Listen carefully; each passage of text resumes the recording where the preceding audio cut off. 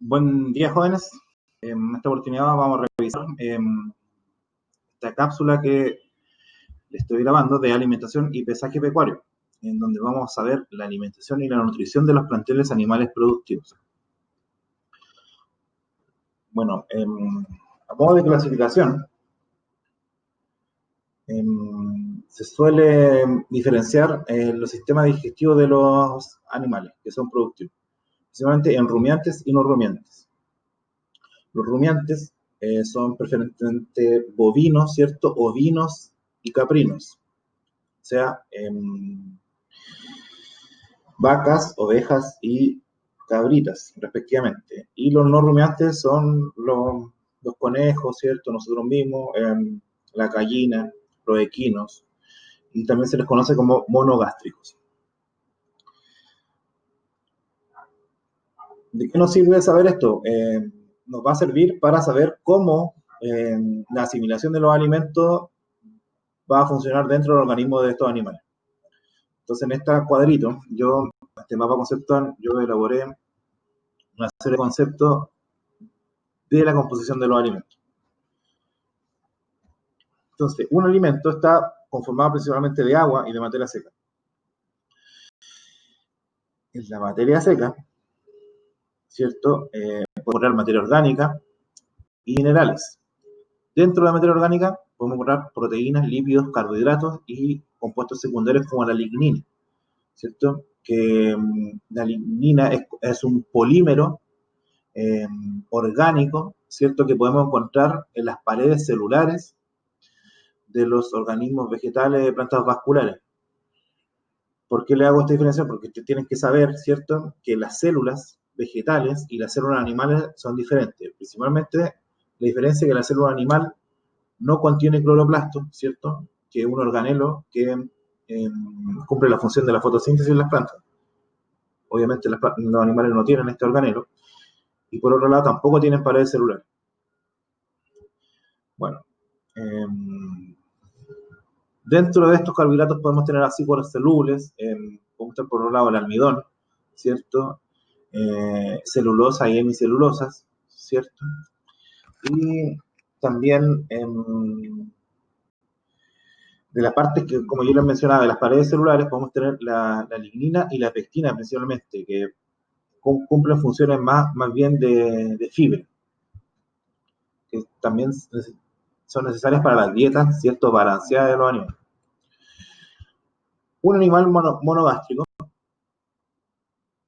se diferencia de los rumiantes, en que los rumiantes son poligástricos, o sea, tienen diferentes tipos de organelos celulares, en donde, organismos digestivos, organelos digestivos, digo, donde hay una diferenciación y asimilación de los nutrientes.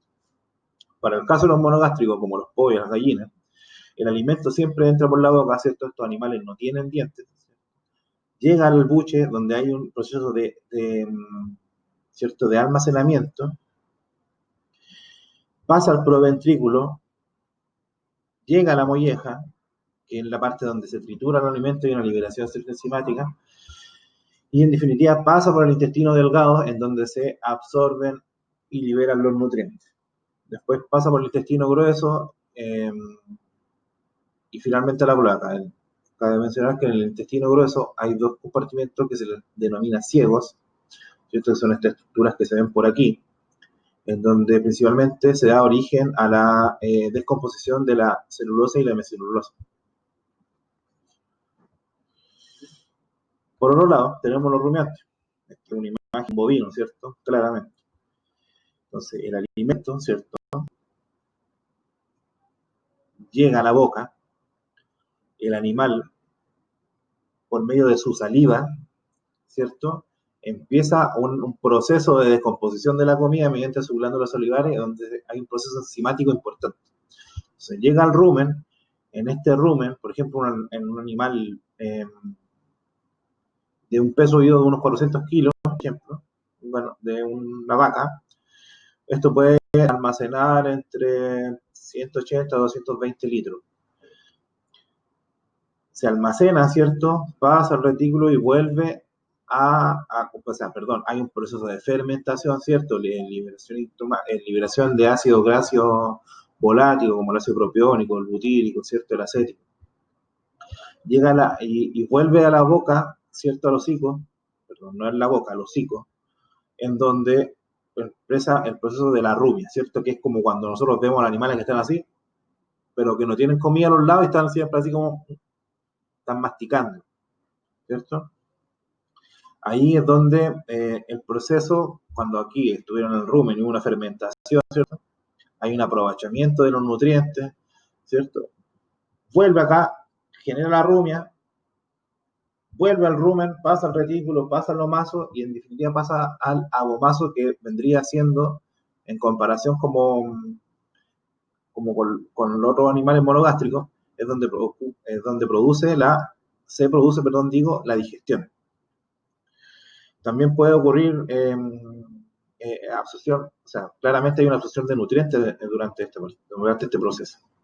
También puede haber un proceso de absorción de nutrientes en el intestino delgado, pero en menor cantidad. Y el intestino grueso, si bien lo presentan, no está tan desarrollado porque su organismo está diseñado para cumplir otra función. Finalmente, las secreciones mediante el ano, en forma de heces, es importante que manejen ese vocabulario, heces y deposiciones. Esta imagen corresponde al sistema digestivo de una cabrita, parecido, ¿cierto?, al de un bovino. Vamos a encontrar diferencias respecto a los tamaños, de las proporciones. Un aspecto que yo quiero darle a conocer más bien la realidad local en la que nosotros nos estamos conviviendo. Entonces, el ganado caprino es muy fuerte dentro de la región de Arica y Parinacota, en la región de Tarapacá, también en la región de Antofagasta. Y bueno, en muchísimas otras regiones. Pero, sin embargo, es más fuerte, este ganado caprino es más fuerte que, por ejemplo, que el ganado ovino y el ganado bovino. Nosotros solemos manejar 3 razas que podemos encontrar dentro de nuestro plantel, que son las Boer, que está aquí, ¿cierto?, de churejas café, las Sanen, que tienen como son más amigables, ¿cierto? Y están las criollas, que son la mezcla entre las razas españolas de preferencia, cruzadas con las anglo-nubias, como esta que se ve aquí, anglo-nubia. Entonces, si nosotros vemos este gráfico circular, podemos ver la distribución o la proporción de las razas a través del territorio nacional, ¿cierto? Entonces, la raza criolla abarca la mayor parte de la proporción del país, seguido por las anglo-nubias, las sanes, las angoras y las totem, entre otras, españolas preferentemente. Ok, respecto a la alimentación. Nosotros, para estudiar el requerimiento nutricional de un animal, primero lo establecemos de acuerdo a su metabolismo basal, es decir, en este estado, ¿cierto? Entonces yo estoy aquí sentado y voy a determinar mi requerimiento nutricional de acuerdo a lo que yo estoy gastando en este momento, que va a ser básicamente insignificante. Y también de acuerdo al estado fisiológico de los animales, por ejemplo, preñez, ¿cierto?, lactancia o mantención. Siendo los más significativos estos que están aquí: mantención, gestación y lactancia. El estado fisiológico de mantención es aquel en que la cabra o cualquier otro animal no está en proceso de producción. Sus requerimientos son solo para sostenerse, ¿cierto?, sin ganar ni perder peso y cubrir sus necesidades de mínima cantidad. O sea, es decir, para poder vivir, ¿cierto? Para poder vivir y mantenerse en pie.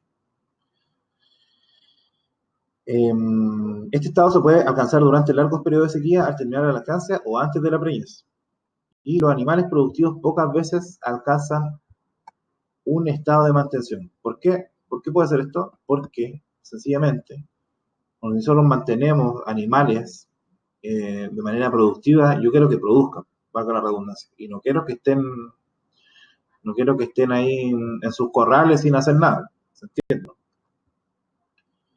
Entonces, por tanto, nosotros vamos a tener un gasto energético, porque nosotros vamos a hacer que los animales se muevan de los corrales, vamos a hacer que vayan a pastoreo. Entonces, el requerimiento nutricional tenemos que hacerlo en base a otro fisiológico es el de gestación, ¿cierto? Cuando los animales están preñados. Los requerimientos durante esta fase son aquellas necesidades nutritivas por sobre la demanda de mantención, ¿cierto? La demanda de mantención es lo basal, que involucra el desarrollo normal del feto, la preparación de la glándula mamaria, ¿cierto? Y para el nuevo periodo de lactancia y la producción del calostro. Y el calostro, por si no lo saben, es el primer periodo, ¿cierto?, de lactancia que tienen los animales. El calostro es la primera leche que establecen las madres, los animales madres. Experimentalmente se ha determinado que en el último tercio de preñez, el último 50 días, el feto incrementa su desarrollo en un 75%. Por tanto, si nosotros que sabemos que en ese periodo el feto va a incrementar su desarrollo, nosotros necesitamos hacer hincapié, ¿cierto?, en la alimentación durante esa situación.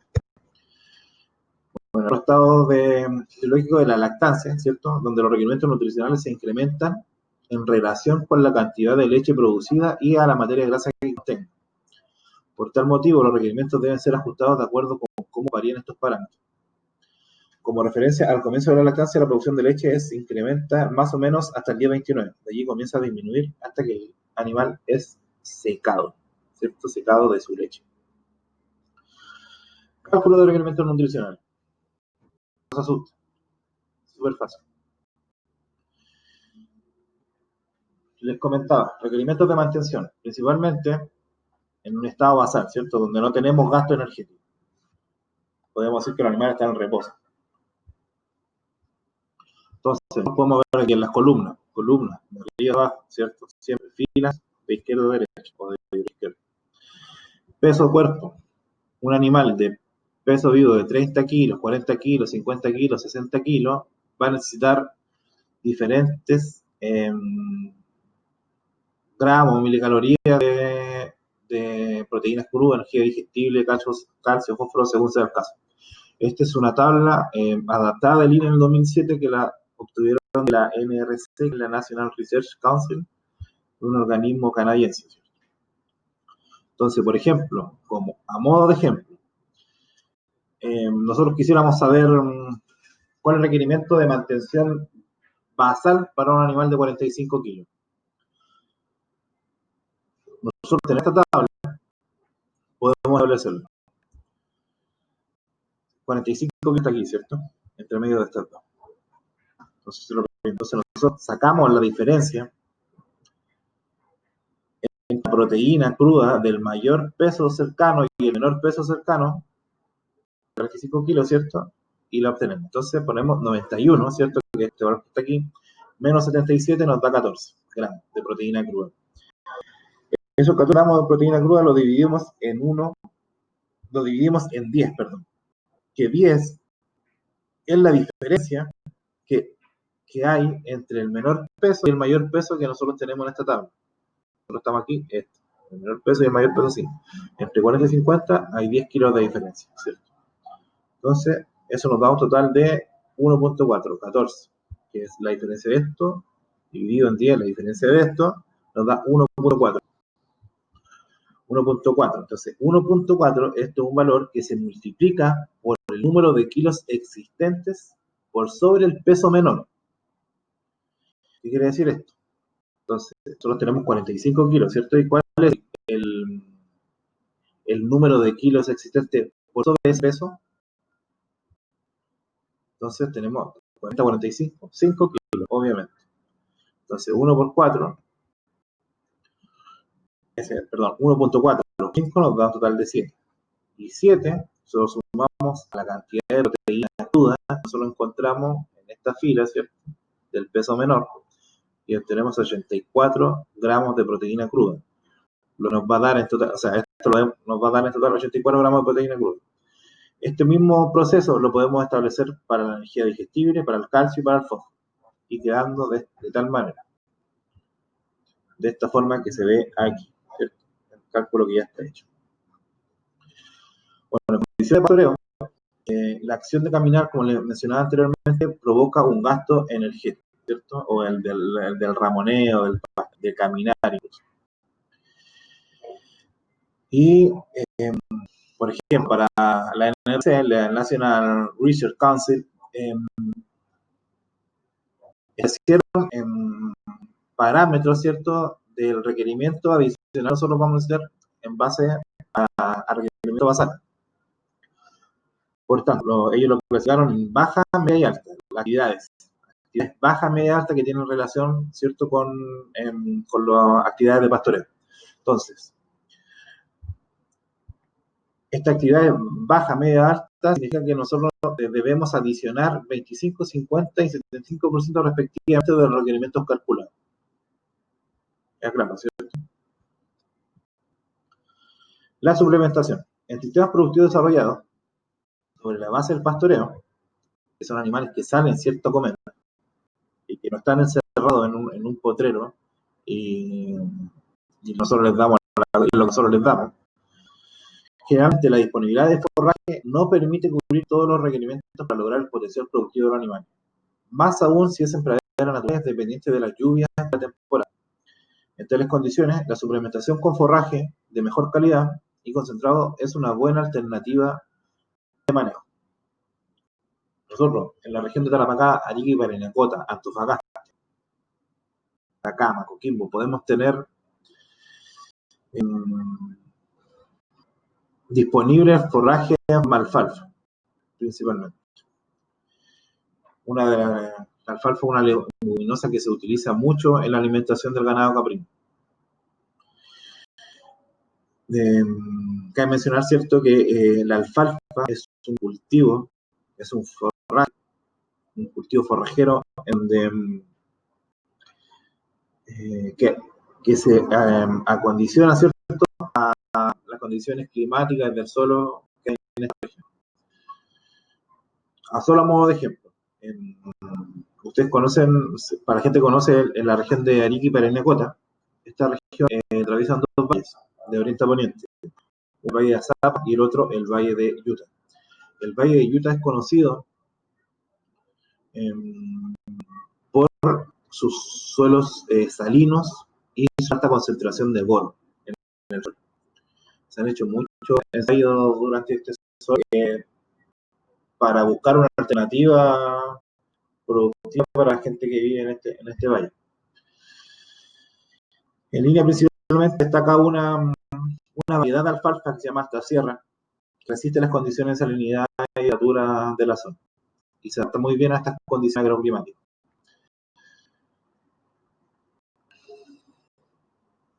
En condiciones naturales nosotros podemos, por ejemplo, podemos encontrar en la pampa Tamarugal, el bosque de Tamarugo. El bosque de Tamarugo hay muchos ganaderos que sacan a pastear a sus animales a este bosque, en donde pueden encontrarse con frutos de tamarugo o de algarrobo en el suelo o en los árboles. También hay una especie que se conoce como Atriplex, ¿cierto? También es muy palatable para los animales, que también en lenguaje se conoce como pillay.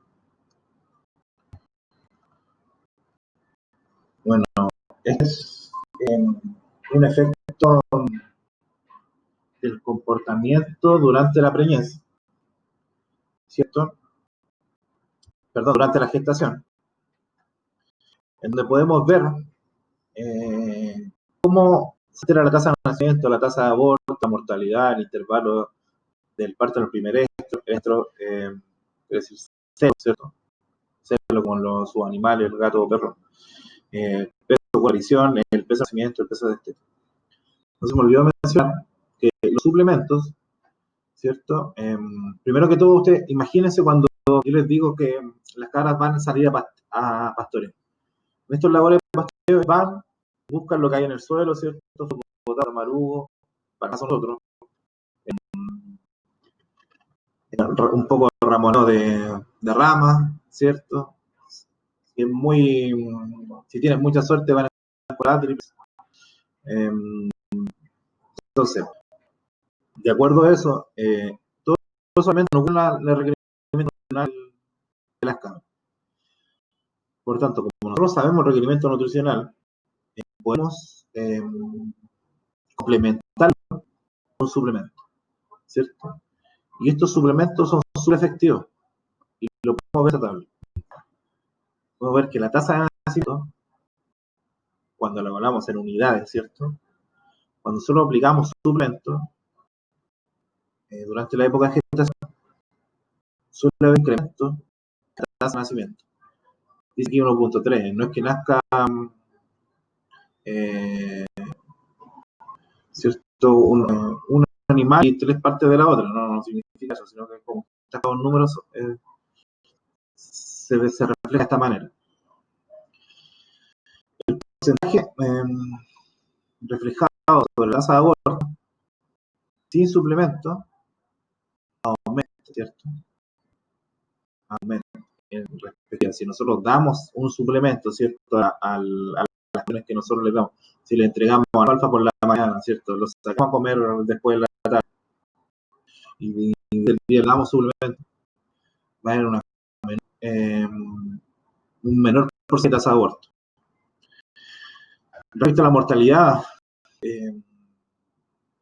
nacimiento y el destete, el porcentaje, con suplemento no hay mortalidad, ¿cierto? No hay.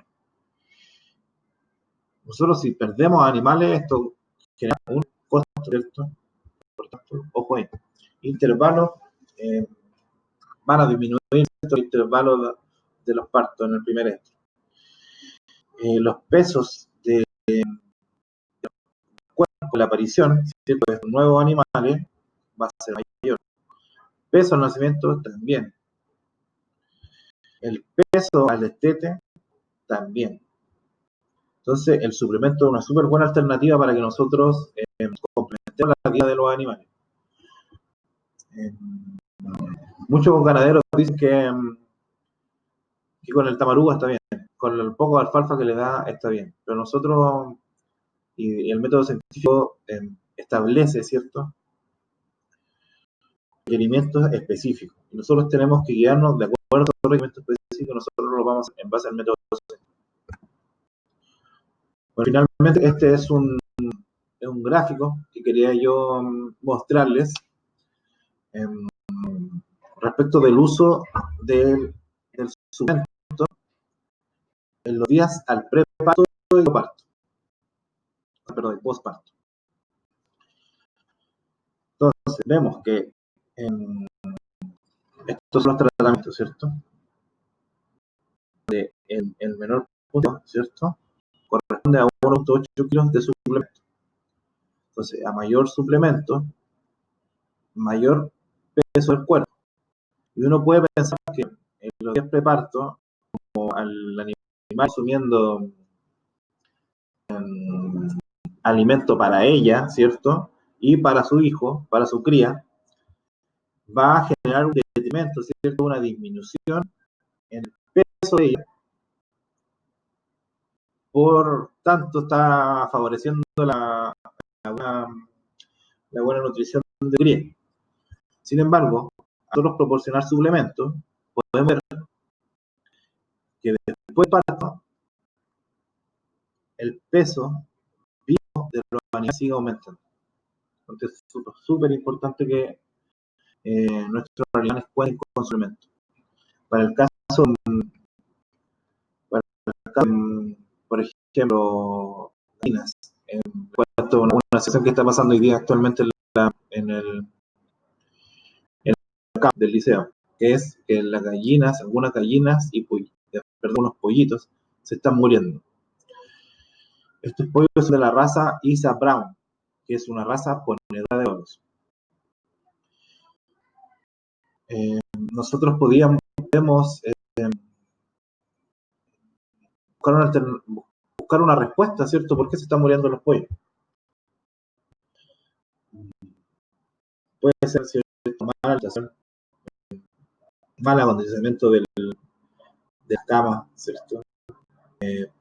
Puede haber gente externa, pueden estar entrando aves más grandes, otro tipo de animales, o pueden estar enfermos. Entonces, lo primero que vimos es que a los animales cambió la marca de los alimentos. Eso debe ser una causa.